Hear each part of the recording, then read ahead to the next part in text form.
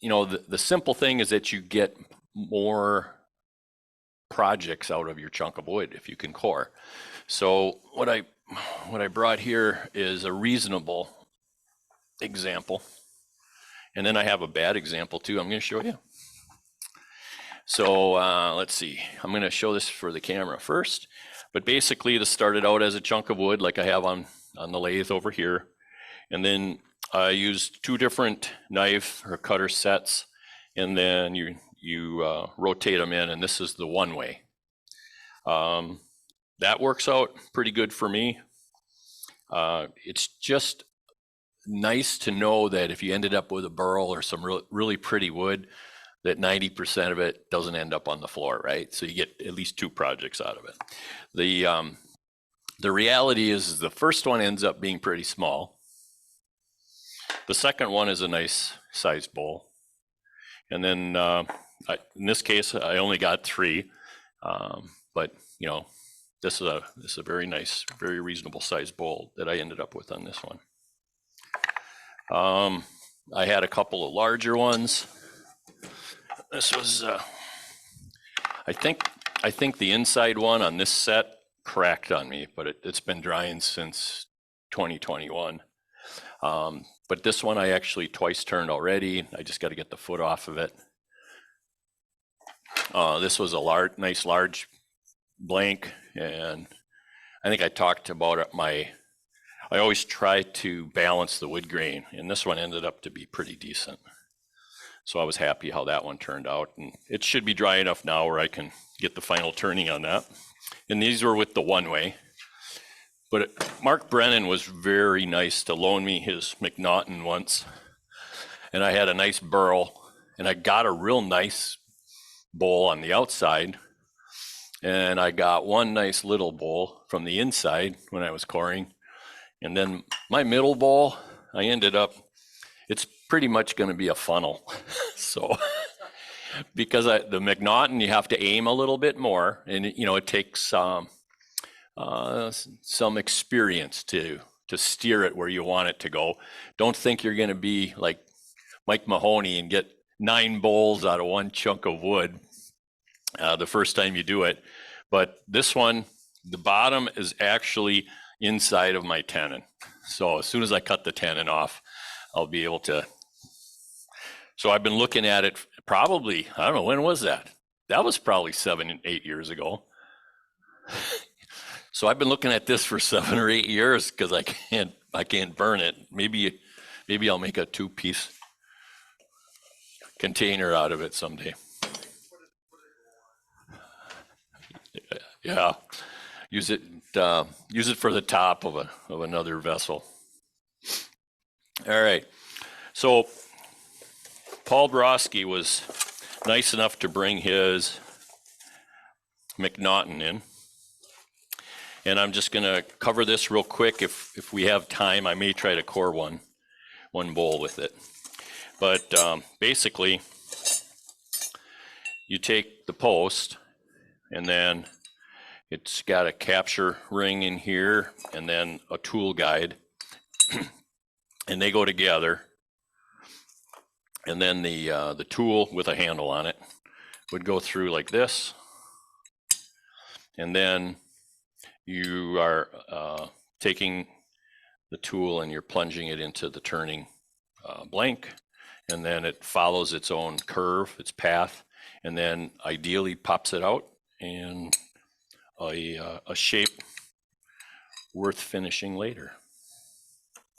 There's 3 different size curves with this particular set.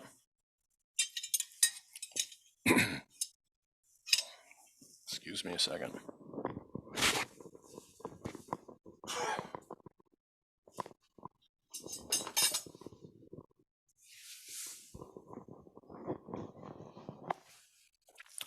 So there's 3 different cutters, 3 different blades, and obviously that dictates the curvature of the bowl. The really nice thing about this rig is that there's a lot of flexibility as far as how deep you go in, and then where you start on the diameter of the bowl. So you can go narrow and deep a lot easier with this than the one way, which I'll show you in a moment. You can make it wider and shallower, so more of a plate or a platter you could do with these as well. So big upside to that.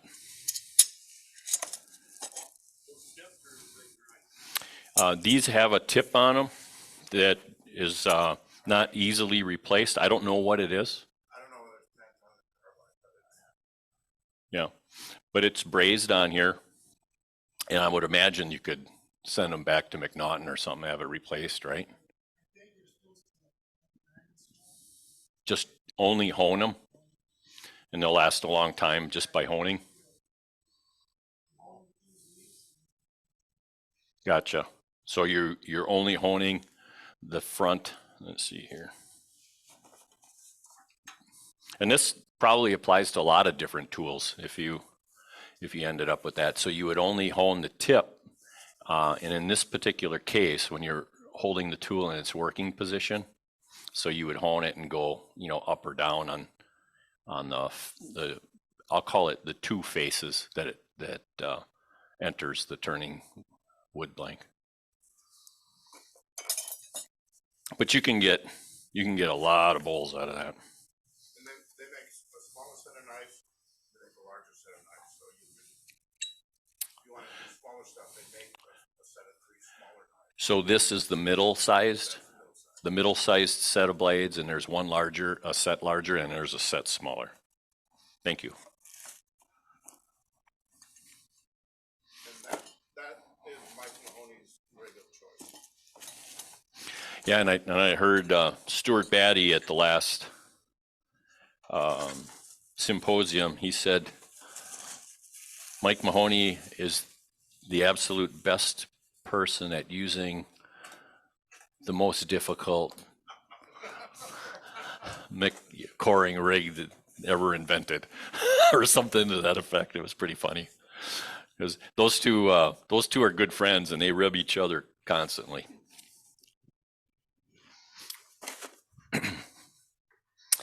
All right, so the other coring set that I brought is the one way, and I got this from Larry, and Tom Hughes used to use it a lot, right? So we have a lot of club experience into this rig. So this one requires a little different setup. So the McNaughton would plug into your banjo, and you're all set to go. The setup that's required for that McNaughton then is to put your banjo in the place that will support or facilitate the bowl you want to cut. Does that make sense? So everything rests on the banjo, and you can just move that around to change the diameter or the depth of your core. So the one way has a base that you put on into your bedways. Let's see here. I think a little bit tight.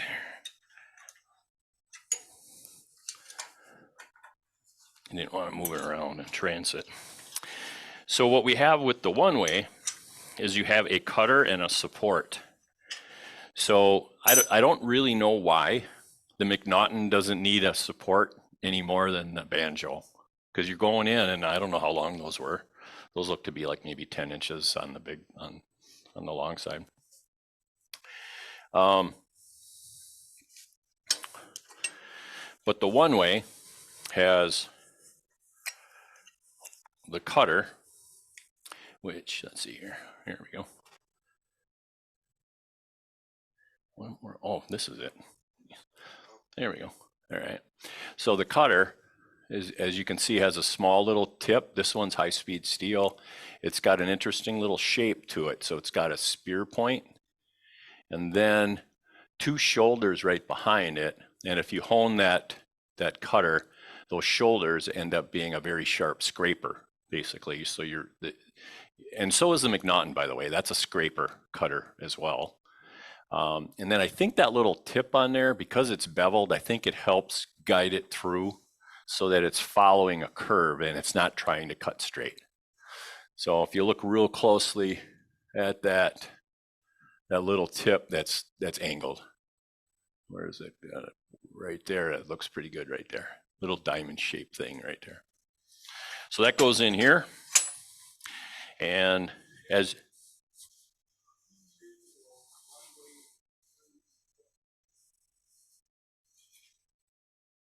oh, okay. So are these the improved tips or are these the old tips? Because I got to know, you charged me for the improved tips. They are. Oh, okay. Thanks. New tip is made by Mike Hunter. He'll be happy to sell them to you. Yeah, Paul was mentioning this before, but these rigs aren't cheap, so you end up paying a lot. Hunter has carbide tips that I don't know what your experience was, Larry, but I've already experienced about you can get maybe 4 bowls out of here, and then you might want to touch up the cutter, especially on the large ones. Yep. So that sounds what your experience was also. And it's not hard. You get a little jig, and I have a CBN wheel, and you just got to touch it just to freshen up that edge. So it's not bad. They'll still last a long time. But keep in mind that's like 3 or 4 bowls. Hunter sells a tip for this that's a small square carbide that's also cupped. So if you're familiar with the Hunter carbides, they're different than an Easy Wood Tools. Easy Wood Tools have flat carbides. You can tip them upside down on a honing stone and you can sharpen them, refreshen those yourself. And that's fine, it's a scraper. But Hunter would have about the same size cutter, but it's cupped on the inside. So you end up having a cutting edge, not a scraper edge. And he makes a bit for this, but you have to buy a holder that bolts on and the bit, and that runs $190. And then you should be able to get 100 to 200 tools out or bowls out of it. That's what they're saying, but it's got a long life, and you just got to kind of balance that out. Tim, I think one thing about the difference between the Easy Wood, which is a scraper, you go in flat. If you take a Hunter and go in flat, it's a guaranteed bang, right? So because it's a cutting, you got to go in on an angle, and then it's ready. Yeah, it's a very aggressive cutter. Yep.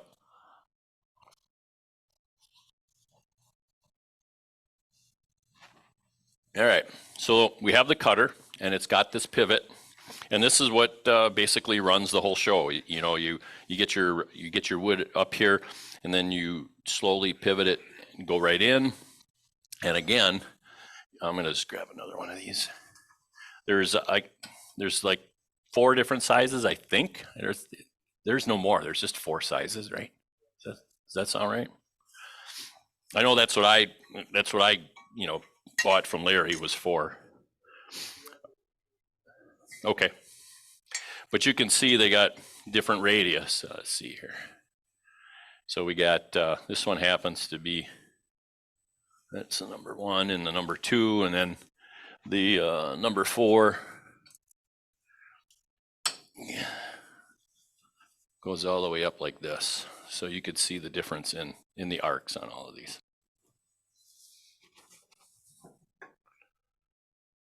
Now, in theory, they're probably set up for an optimal size and an optimal bowl that you could cut. But there is a little flexibility within that range. So if you put this cutter closer or further away from the bowl blank, it's going to be shallower or deeper. And you can also move this cutter in and out, away, in past center or away from center, and you could get maybe an inch as a stretch, but probably close to an inch of diameter, a different diameter, just by moving that in and out.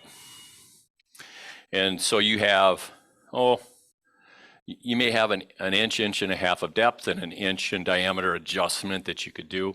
And I know there are some people, when you get to the number 2 and 3 cutters, you can probably get 2 different size bowls without changing your cutter, just by changing where you position it.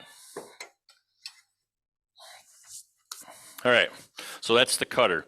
Now this was what I started to talk about before. McNaughton doesn't have a support off or away from the banjo, so it's just the banjo that's supporting it. This rig is set up so that this cutter, which is arced, and by the way, it's also curved. So, oh, it's this one again. So if you look at this top here, there's an arc. Can you see that? And that's following the curve of the bowl, of the cut that you are, because this tool plunges into the kerf that you just created. And especially on the smaller bowls, that's a tight radius, and so you don't want it rubbing. But it also has to be strong, so that's why they make it like that. So what you do first is that you start with this cutter, and then you go in, let's just say about a third of the way, resting on this post.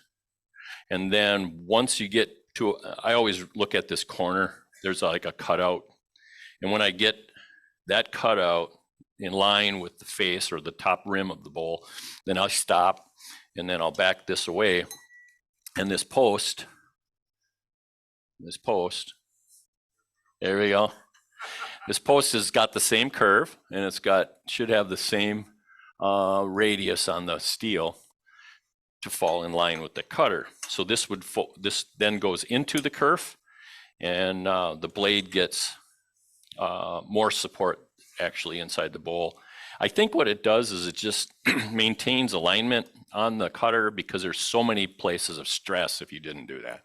You know, there's one here at the pivot. There's one way up back here where the cutter meets the, I'll call that, the handle. And there's too many opportunities for stressing that and changing the geometry.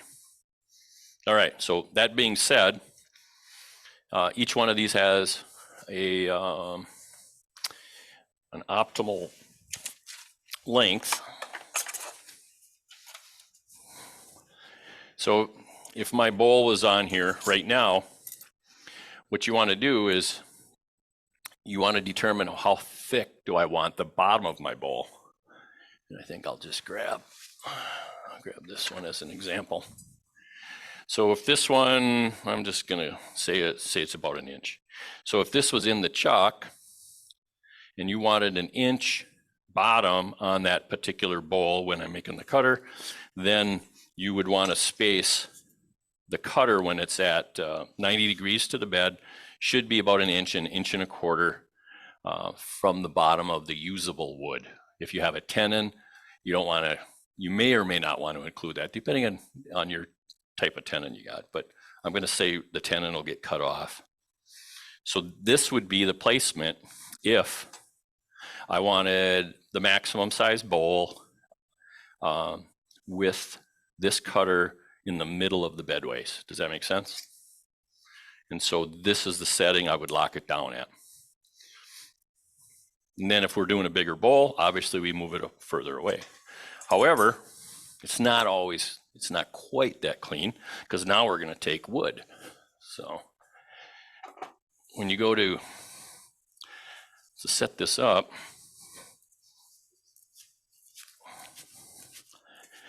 you're going to want to lay out your bowl blank with your intended cores.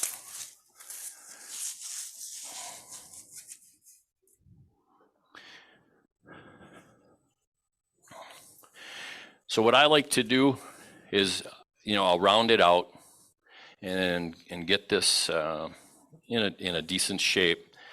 I'll determine where the bottom of my blank is, and I put a line on here already. Let's see, can you see that? Probably not, huh? Oh yeah, there we go. So I put a line here already. Because this is a faceplate, I got screws in here, and I know that if I cut it right here, if this line is the bottom of the bowl, I will miss all the screw holes. Make sense?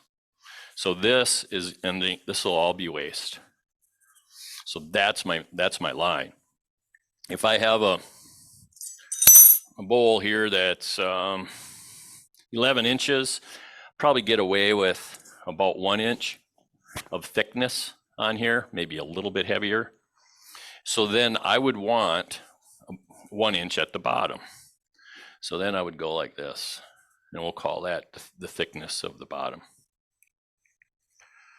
So I'm not going to use the big cutter first, but if I'm using that, then I will measure between the cutting tip, and I go off of the face of my support. So you could see this white post. And if this was, I'll call it 4 inches, and I wanted it to reach, in this particular case, let's say 3 inches deep, then I would move this post 1 inch away from the wood blank. Does that make sense? So that'll allow this cutter to hit the 4-inch mark when it gets to the bottom of the blank. So that's pretty straightforward. If you do this a lot, they'll make, the turners will just make a little block of wood, and they put it right down on the bed, and it automatically spaces for the cutter that they're using. So that can go rather quick, but this is pretty straightforward. So now I don't want just 1 core out of here. I'd like to try to get 3 bowls. So if this is the thickness of the first bottom, then I'm going to take about 3/8 of an inch, and this ends up being waste. This is the sock. This is the kerf from the bit, and then yeah, wow, it's a calibrated tree. That's right. Good observation. And look, I even have the same measurements. So, so that would be waste. That'll be sawdust from the kerf. And then, let's see, what was I going to do? Then this bowl would be about 8 inches. And so I can probably go with a little bit. I'll go with just under 1 inch again. And this would be the bottom of the next cutter. And then again, we'll have waste. And then this would be my last bowl. So I could have about a 2.5 inch depth small bowl. Does that make sense to everybody? So this would be the depth of the first bowl. This is number 2. And then this is the large bowl. Okay, then swapping cameras. If I go to the front now, we want to do that same thing. So I already put them in pencil here, so I could make this go a little quicker. But basically, we would have the first bowl here. Look at that, my marker ain't working. Oh well. You could see that though. So anyways, this would be the same strategy on the front, and then these curved blades, if everything goes right, it connects the dots and you get 3. We'll have 3 bowl blanks. Any questions on that?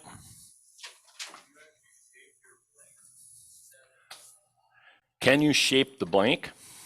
Yes, you can. And see, I did that too. No, it's not here. But I've shaped the outside too, and you end up with kind of a donut ring cut off, because if this blank was I don't want to say rectangular, but it was circular but square edges on it, 90-degree cuts, then you wouldn't have to use your bowl gouge. You could cut that off.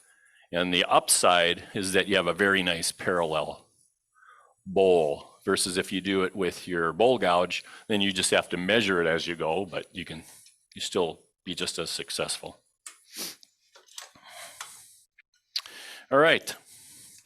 So this small cutter is basically, I think I had 4 1/8 inch is what this one was.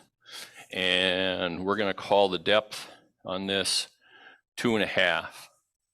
So I got 1 5/8. So I'm going to move my post 1 5/8 inch from the blank. So as I go in with this, then it has, right now it should hit the depth that I want.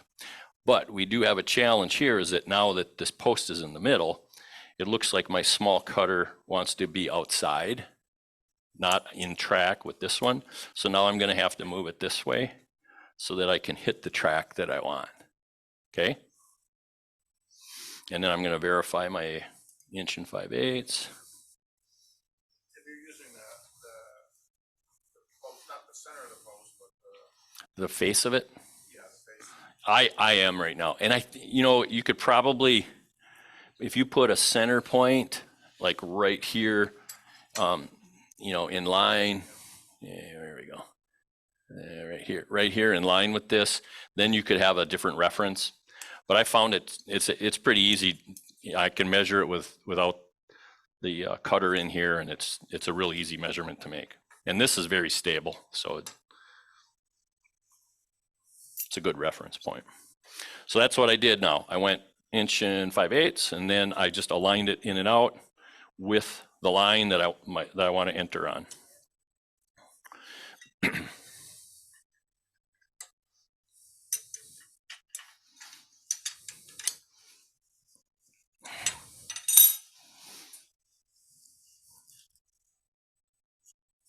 So that's good.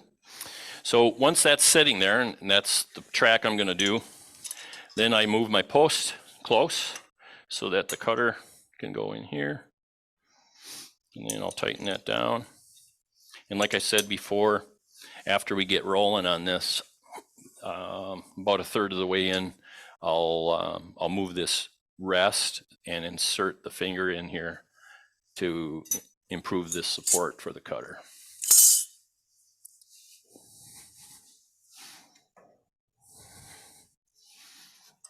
Now, the humorous story here was when Paul and I were out in Utah, and Mike Mahoney is teaching us how to core.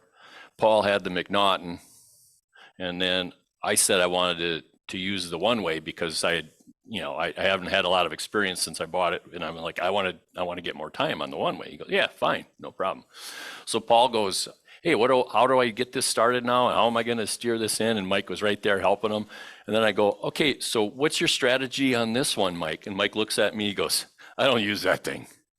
And he walks away. He goes, go talk to somebody else. And then he comes back later and he goes, hey, wait, you got one of those at home? He goes, go show that guy how to do it. So it's pretty funny. Everybody gets their favorite tools and keeps using them. All right, so my handle is here. And my face mask is in my face mask bag.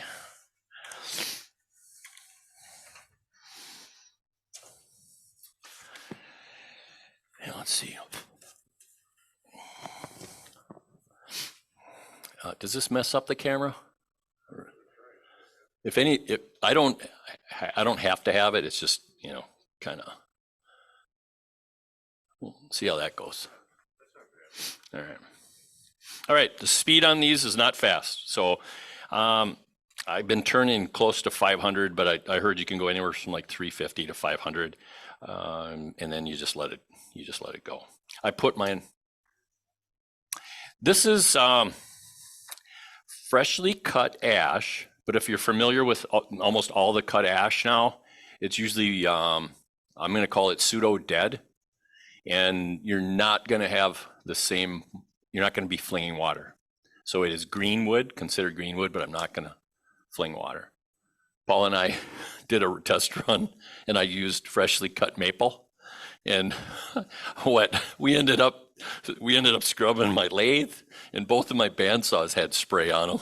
So we were cleaning steel for about 20 minutes after we were done. It's like, well, I didn't notice the ceiling. We looked up and it wasn't obvious, but right.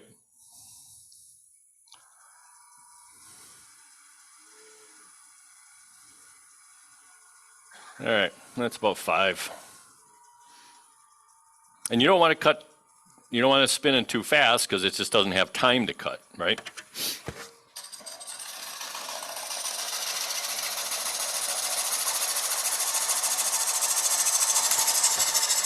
And the other thing I did was I put this on the faceplate knowing that we had the demo, but you can do this on a chuck as well, but it's recommended you get tailstock support. And I'm just going to touch base on that real quick.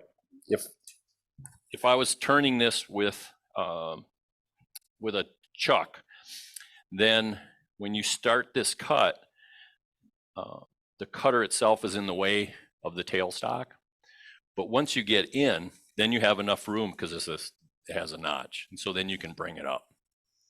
And you should be just fine. But again, for the demo today, I put it on the faceplate because it's going to be a little more secure.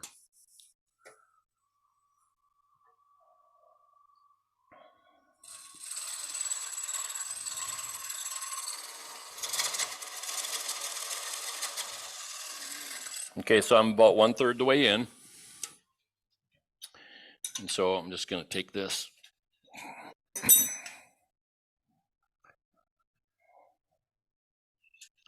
And then this will give me a little extra support. I don't know if you noticed, but the tool is bouncing. And that's always a good signal that you need better support. But you should do that when you get a little bit of bounce, not when you get a lot of bounce. And it's too late. So the kerf that it cuts is wider than the support itself. So once you get this placed, I like to go in all the way and bump it against the bottom of the cut. And then I'll back it out maybe 1/8 of an inch. And then I wiggle it just to make sure that I got some play so that it rides appropriately. And I'm getting a little bit of a rub there.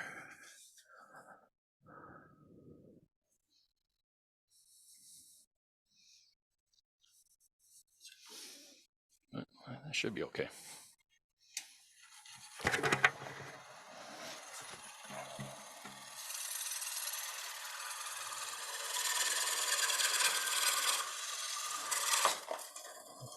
And there's the first one. So sharp bit really helps. And actually that one did kind of break before I expected it to. So if you look here, it's too bright.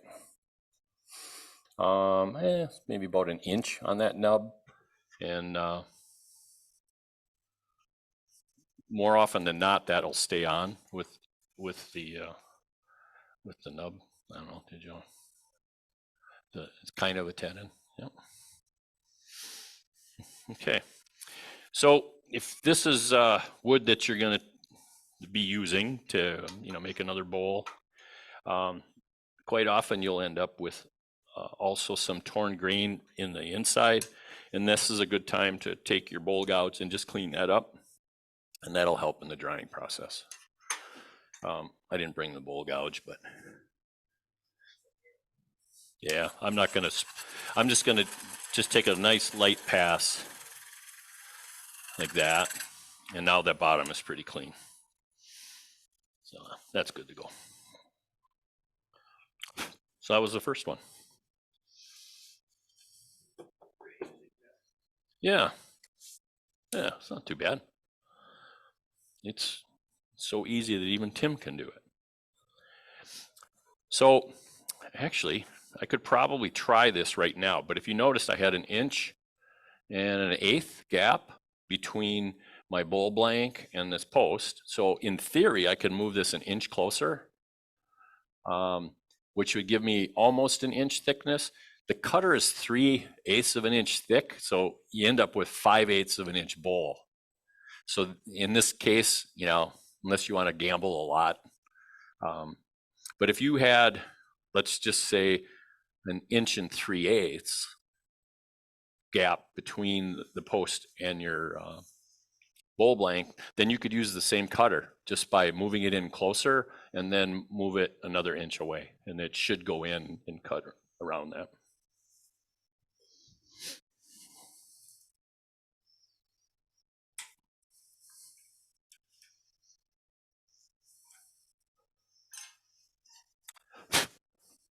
Oops, sorry. Didn't mean to do that to the group.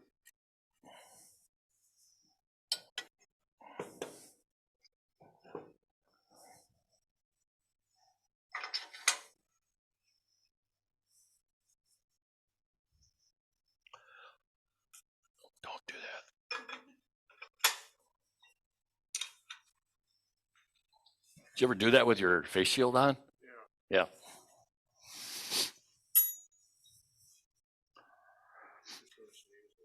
Right. All right. So now the depth of my bowl blank, I actually like working in centimeters because it's just so easy. Right? I got about 5.5 centimeters deep. So that would be here. So I'm actually ahead of schedule on my my marks. So I wouldn't have to go quite as deep if you're trying to get more balls. However, because I'm only going for 3 and I want my last one to be maximum size, I'm going to still follow the marked lines that we started with. So that right now that's 10 centimeters deep. So this particular cutter, number 2, is 13.5. So if I want to go in 10, I want the post to be 3.5 away from the face of the blank. And then right now, if I leave that post on center, I'm actually cutting outside of the blank. It's not even hitting the face. So now I want to move it in until I hit my track, which is right about there. And then I'll check my 3.5 again. And that looks like my setting. And again, this takes a lot longer. So when we were in Utah, Mahoney's got 4 cores done, and I'm still tightening the bolts for my second one.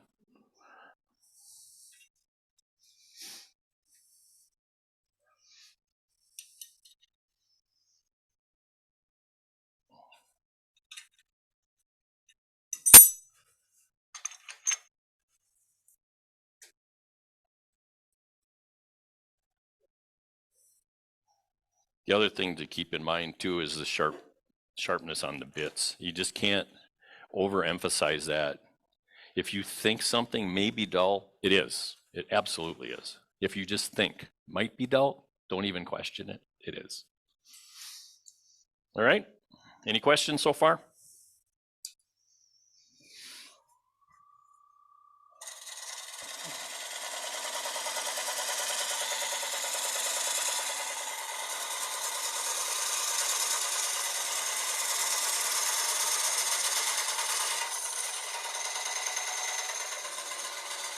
I slowed it down because the speed is actually increased the further away from center. The interesting thing about these cutters is when you start out, you're actually hitting a lot of end grain, right? Because you're kind of coming in at this angle.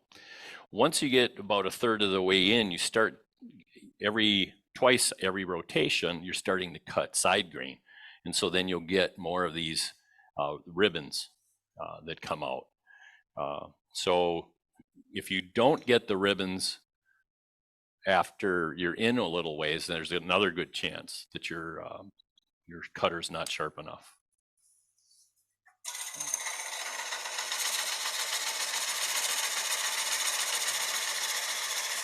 You can't get away from the dust. It's like any other cutter in our hobby. Sometimes you can't avoid it. I was just talking to Paul about that yesterday too, and we were cutting some of that wet, that maple. For me, you know, it's just so much fun to get these ribbons flying. And when you can get some of them that'll go like 4 feet in the air and then all the way to the ground is one piece, they just go like, yes, nirvana, sharpening nirvana. And also, if you want to do that on purpose too, put your wood in the spindle turning orientation, because you'll get some really nice ribbons flying around them. Yeah. Probably use a little bit of WD-40. All right, so I'm pushing that in and I stop, and it's on the bottom right now, so it won't turn. And I want to back it up, not much, but a little less than 1/8 of an inch. And then you got to make sure you get a little bit of a waggle in here so that it's not rubbing on the sides. Well, are you a golfer? Lynn was wondering, anybody here can explain to Lynn what a waggle is? Yeah.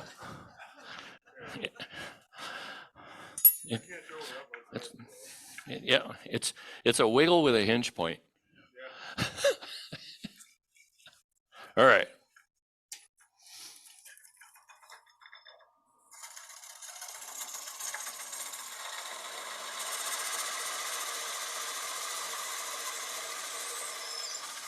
Look at that, I slowed it right down.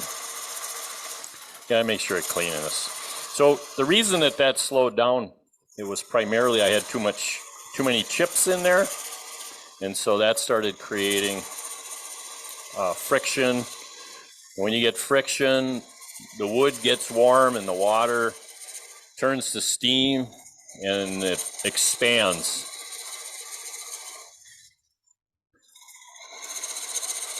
So the more frequently you clear the chips, the better your success.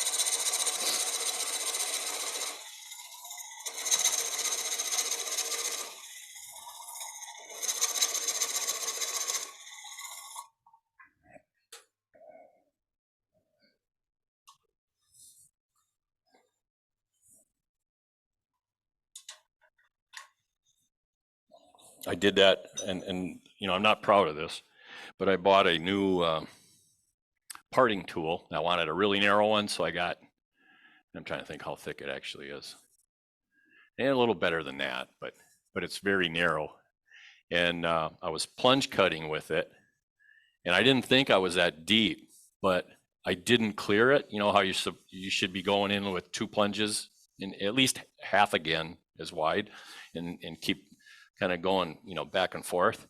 And as I was going in, the wood heated up and it just collapsed on my tool, and it snapped the whole steel right out of my handle, and it went flying. And I was just kind of stunned, because here I am holding onto the tool, and it was like, yeah, lessons learned, right? So yeah, I think everybody's had 1 or 2 of those oops, right? But that one was pretty nasty. And I think I only sharpened it once. It was like a brand new tool. So, word to the wise. All right, for some reason, I think I must have.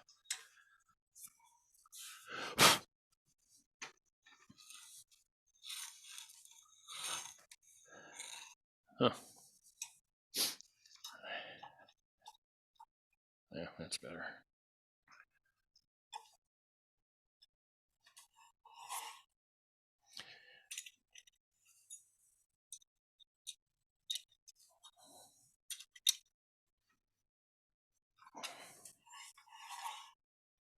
You know, I don't have the waggle that I want, but.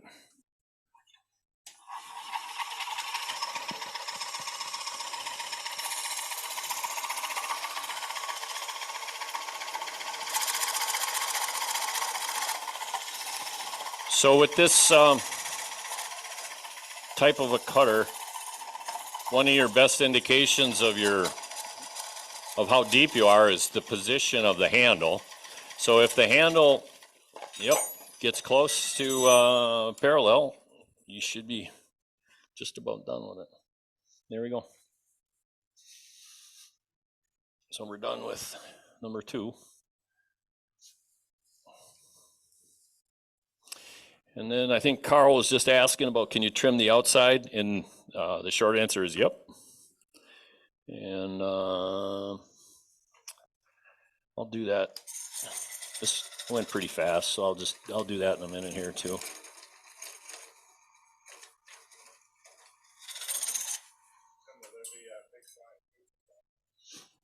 Will there be big? I won't go in all the way. I'll just go in for, I don't know, maybe 3-4 inches.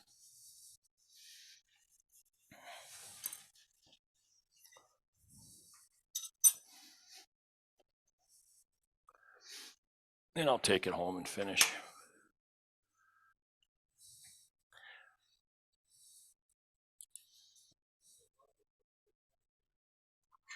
Oh, how do I put the tenon on? Well, there's a lot of ways.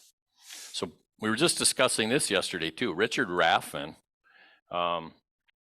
he, he could, why don't I grab something here?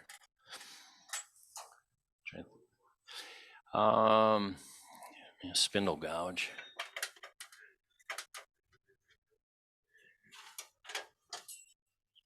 There's a little one there.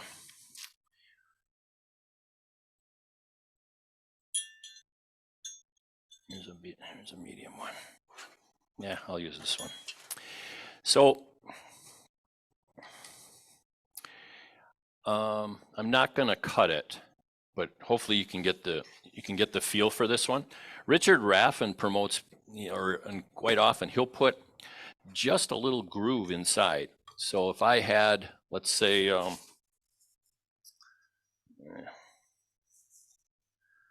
I had a pencil. Here we go. Can you see this okay? So let's just say I have a 4-jaw chuck and it's about 3 inches closed when the chuck is closed, right? So if I make just a small groove inside of here at like, I'll call it 3 1/16, so that would be ideal. So if pretend that this mark right here is 3 1/16, then you can come in with your spindle gouge or bowl gouge. Spindle gouge has got a little better point for making your recesses. And then you would just cut a nice little square lip, and you only got to go in like 1/8 of an inch. And make sure that it's square though. And that should still leave you plenty of wood when you go to clean this out after it's dry. Now I can take this bowl, and if I was going to do it that way, I would have done it to those other two already before you pop them out, right? Then I can flip this bowl around onto a chuck, expand the chuck into that little bitty recess, and I can put another tenon on the bottom. So that's one good way. Another way is if you have like cold jaws, you could put the bowl blank up against your cold jaws and hold them in place. And the cold jaws are plenty good for putting a tenon on. If you want to play around a little bit with centering, a lot of times I won't even worry about having to get it perfect, right? Because you should be able to get pretty close. I can take, I could take something like this bowl blank, and I can put it right over, any of the chucks that you got. You can just put it on here, maybe a little piece of rubber or leather, and come pretty close to hitting the center with your tailstock. If you just touch it lightly so that it supports it and you spin it, you'll tell right away if you're close enough, and you should be fine. So you could do the cold jaws. You could put the center in here. You could put a recess in here. Pardon me? You could have a vacuum chuck. Yes, Mahoney. Yeah, we were all required to make jam chucks when we were in Utah, and that's actually a very good idea if you can catch these while they're still round. If they start to dry, a jam chuck is going to be tough. But if you catch them right away, you could put something on there. But you also got to remember, if you put a tenon on it now, and it dries for a year, that tenon's not going to be round anyway.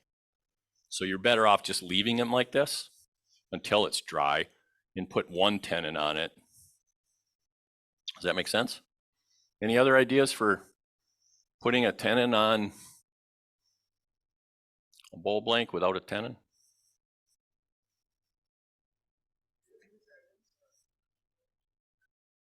Oh.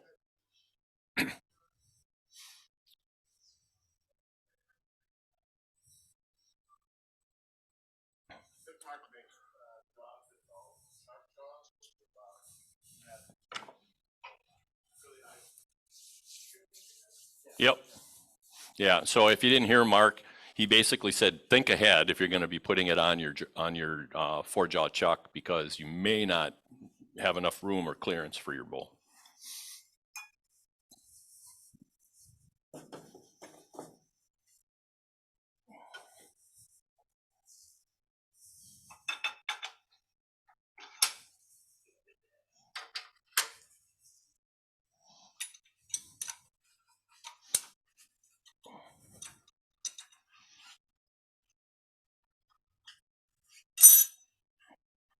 All right, so if you looked at the face on this bowl blank, that's just about where I'd want it. So I don't know what an actual measurement is.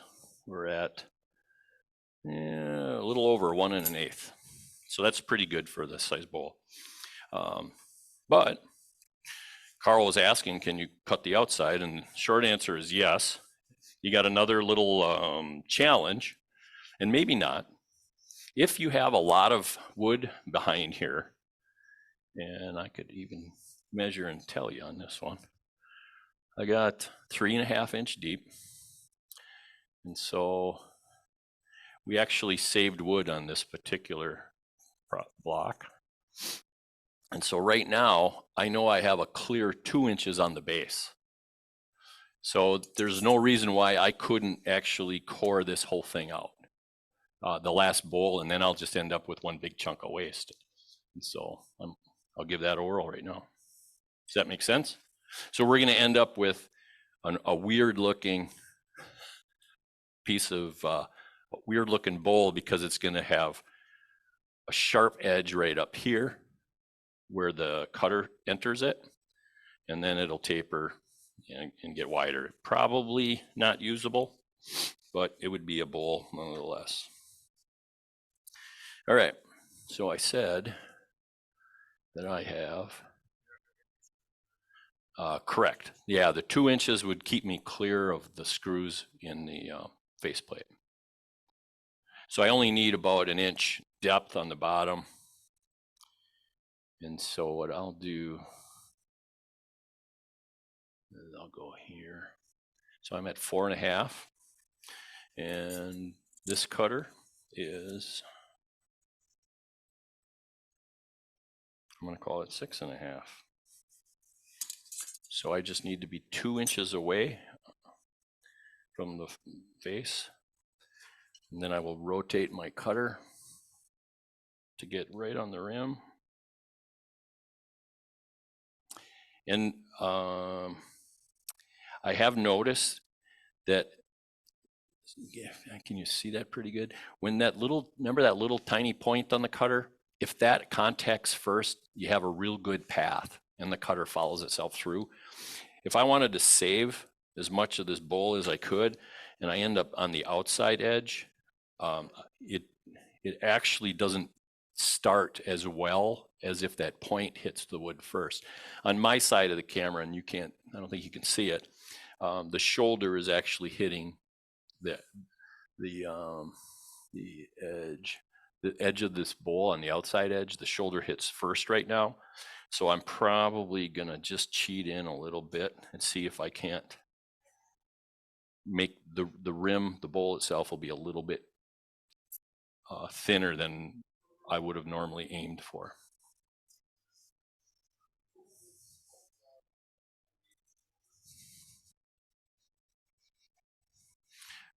Did you say Jerry? Okay. So say it again, please, Kevin.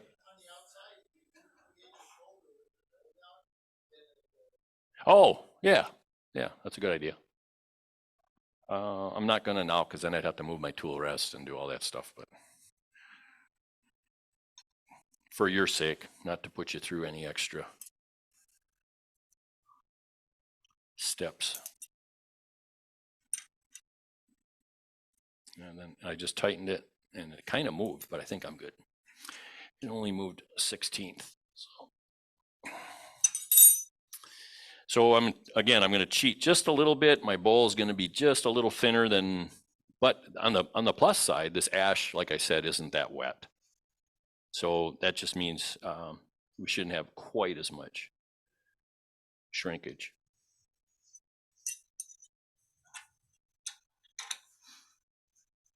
And it does go faster than this sometimes, because sometimes I talk to myself the same way while I'm in the garage and I'm turning.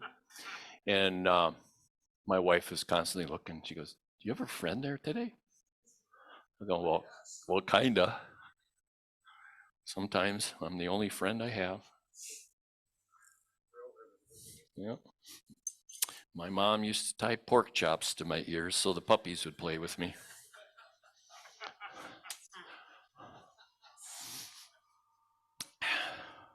You be the judge as if I still need the pork chops. All right, so we're going fast yet because we're on the outside. So I think that I'm about 450. So I think we'll be fine with the speed.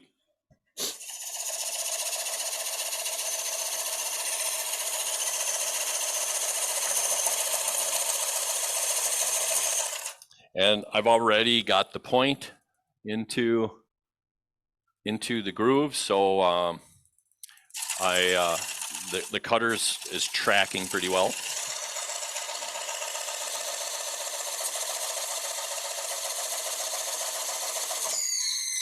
Oops. All right, so what's going on there? You know why? I know. I sharpened the other two cutters last night. I didn't sharpen this one.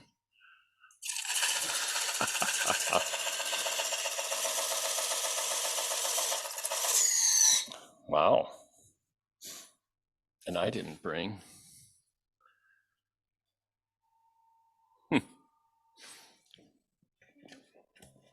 I'll just go slow.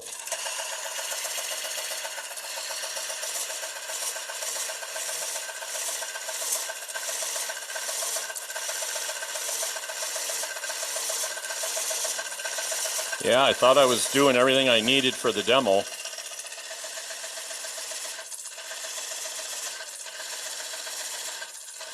And I sharpened the other two cutters. I'm going to do just a quick little check here on how I'm trending with my thickness. And yeah, see, it is kind of getting a little bit thin. So I'm just going to double check my. So I got 6.5. And 2.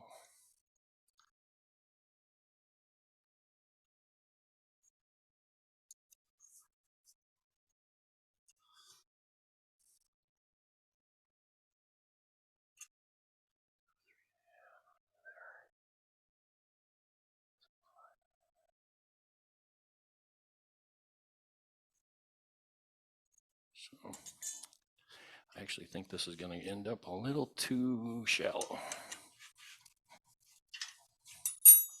I can see already that the curvature is, and I have enough.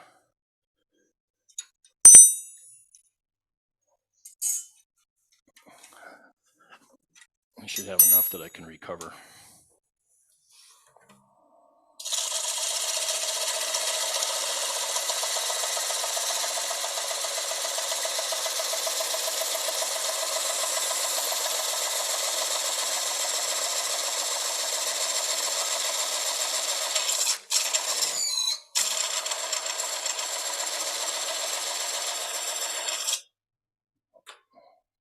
Okay, I'm going to move my tool rest. I'm about 1/3 the way over on that cutter.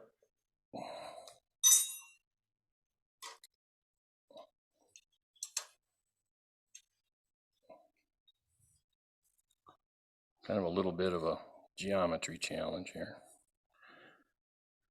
Got a little bit of waggle.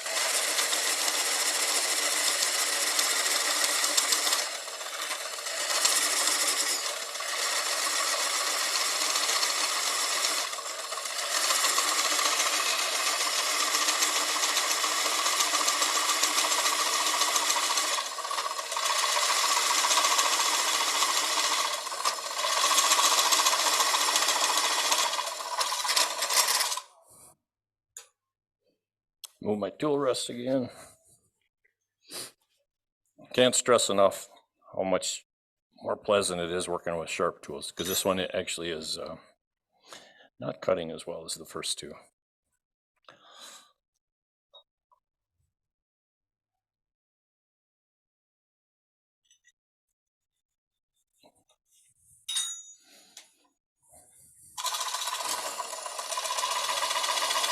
Now that I'm past the halfway point, I am getting some ribbons off of it, you can see.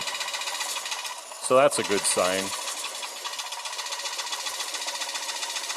You also got a lot more resistance and torque when you're turning a larger bowl. And this wood is a little bit dry. It gets exponentially tougher when you go with dry wood. So if you had some seasoned wood sitting in your stash and you go to hollow it, the dry stuff turns a lot slower. All right, so now if you look at this angle right here, I'm getting close to parallel with the face. And the noise that you're hearing, the friction, you start to get a little higher pitch.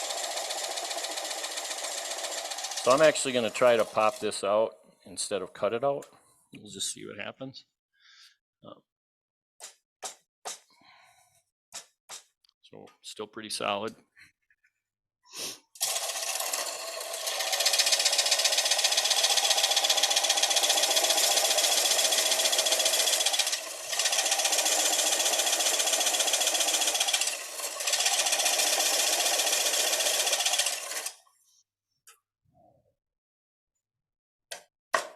There we go.